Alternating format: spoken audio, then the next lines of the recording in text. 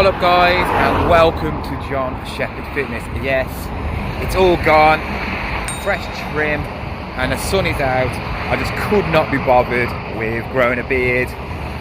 It's just annoying how you can, feels like you get bits in your beard, and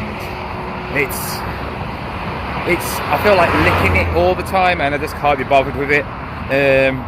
But today's video is going to be a bit different. It's no workout or nothing like that. It's 5 things I wish I knew before I started the gym. So this is a great video for people who are thinking about starting the gym or quite new to the gym. My 5 mistakes which I wish I knew years ago, so I could actually add them into my gym routine, which I do now. I would have achieved a lot more, probably been a lot more better in physique wise than I am now. So I'm going to go through them and tell you the 5 best things I think you should have when you start at the gym, and what you need to progress, get that muscle, and basically smash that gym when you're first starting out. So then, number one is consistency. By far the biggest one of them all. Doesn't matter about what you do at the gym, if you've got no consistency, you will never ever get anywhere at the gym. Basically, if you're going to the gym and you're just going once, twice a day, once, twice a week, and you're going there for half an hour just to do some bicep curls, you're never going to get nowhere. And it's a waste of time you even joining the gym, waste of money for yourself, and it's just pointless. Obviously there is a lot of muscles in your body as well, so if you're only going a couple of days a week, you're not going to hit all them muscles. So consistency, going every day or 5 days a week, every week, every month for the year, is going to benefit you a long way, and you will see a massive gains, especially if you're just starting out at the gym, because the first 2 years when you're actually working out, you grow a lot of muscle mass. And of course, the more consistent you are, the more frequent you're going, and obviously the workouts you're doing is beneficial. But you'll need other 4 other things which I think will make the consistency even better. And that is where number 2 is very important. Well, number 2 is a workout plan. Right? You need a workout plan. There is no point going to the gym, like I said, and just doing bicep curls. If you're just doing that, you're just not going to get nowhere. Obviously, you're just going to get bigger arms, and that's it.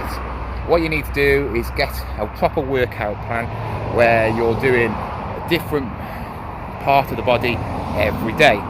So for instance, I'm doing push-pull legs, which is push on a Monday, pull on a Tuesday, and then legs on a Wednesday, and then I repeat it, have a Sunday off. What it is on push is obviously to do with your chest, shoulders, everything with a push motion out. Pull is when you're pulling towards you, which is mainly back and triceps, and then legs is legs. So there's plenty of other different workout plans with you and your time. Some people do upper lower.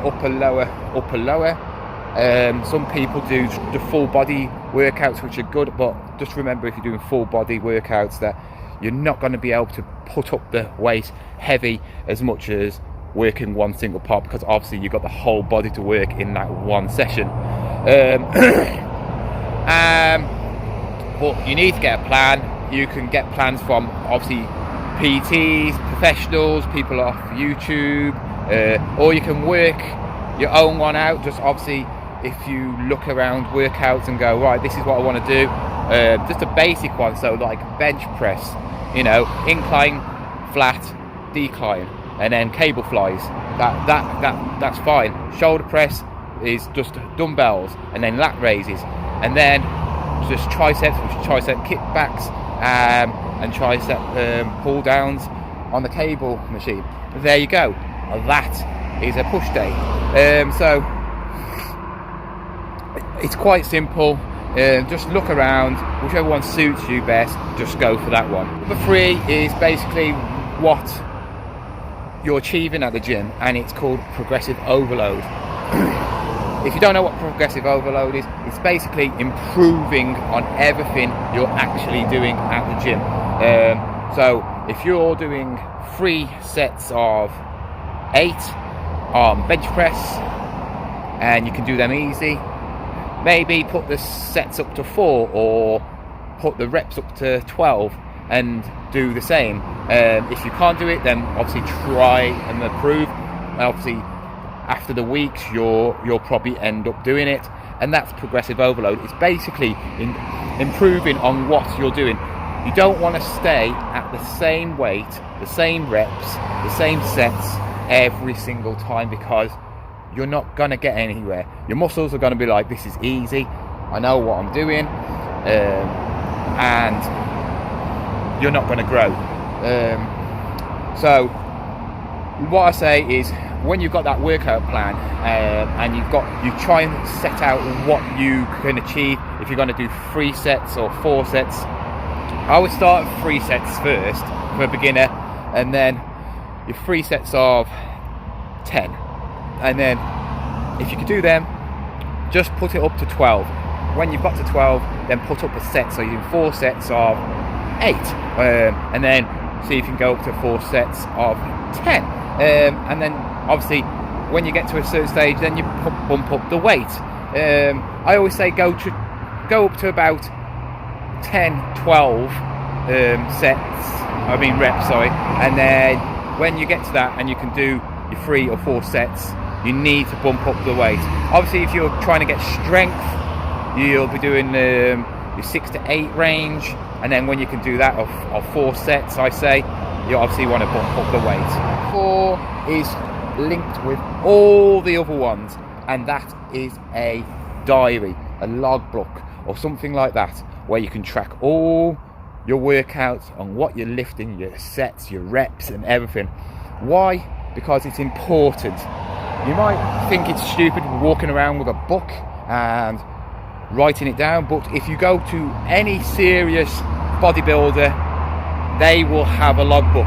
They might not take it every day, they might write it after, but they will be jotting down everything they need, because they want to see where they're actually gaining and where they're progressing. And this is obviously brilliant for your progressive overload, because unless you've got a brilliant memory, you're not going to remember every single workout, every single rep for weeks and weeks. And it's a good thing to look back on as well, thinking, oh wow, look how much I've improved. When I started, I didn't know I was only doing that, and it's great to see. I've got one. I don't use mine as much as I should do, but I write everything down after, and it's just brilliant to track your progress, and you need to have one. So that is my number 4.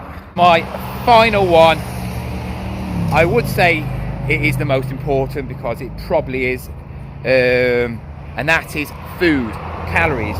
Right, if you want to lose weight, you've got to be in a calorie deficit state. You basically got to eat under your calories. The only other way you can lose weight and keep the same calories is if you do a lot more cardio, basically, and burn off more calories.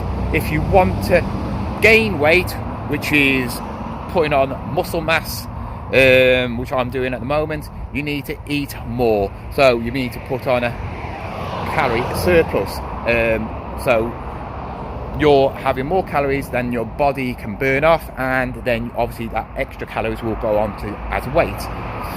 The reason why you need to do a decent diet is because if you do not, you will not gain muscle, right? You can eat the same amount of calories and you will gain muscle. If you're trying to lose weight, you're not really going to gain muscle. You may be able to turn the fat into muscle, which is okay, But I'm talking about you, if you're like me and like quite a lot of people who want to go to the gym, like us young lads who want to build muscle and look good, you need to eat more. You need to eat the right food as well.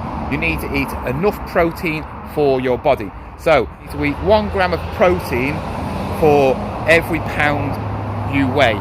So I weigh 175, so anything above 175 grams of protein and I'm all good. So that's what you need, obviously, because protein is there to help you with muscle development. I know it doesn't give you muscle, right, but it helps you to break down the muscle and so on and so on. Carbs, do not be scared of them. Carbs are good for you. Carbs do not make you fat, of course. They're there for energy as well, and they're a great tool for bulking up the calories if you're trying to bulk up. And fats, all you've got to be careful of is saturated fats. Saturated fats are the things that cling on to you. They're the bad fats. They're the things that are in like cakes, biscuits, pastries, right? If you're going to eat fats, don't be worried if it's natural fats like nuts, like olive oil is a good one.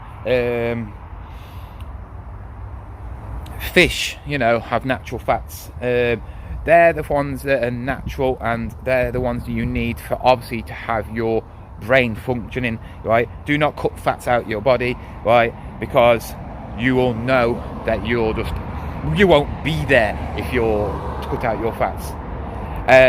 But calories are important because you need calories to either lose weight, to function, to gain weight, to build muscle, and basically fuel your body for workouts. But that is my top 5 of things I wish I knew before I started the gym. Anyway, I'm now going to go enjoy the rest of my day in the sun, and I will see you next time. Remember to subscribe if you're not, and give it a thumbs up if you like this video. See you again.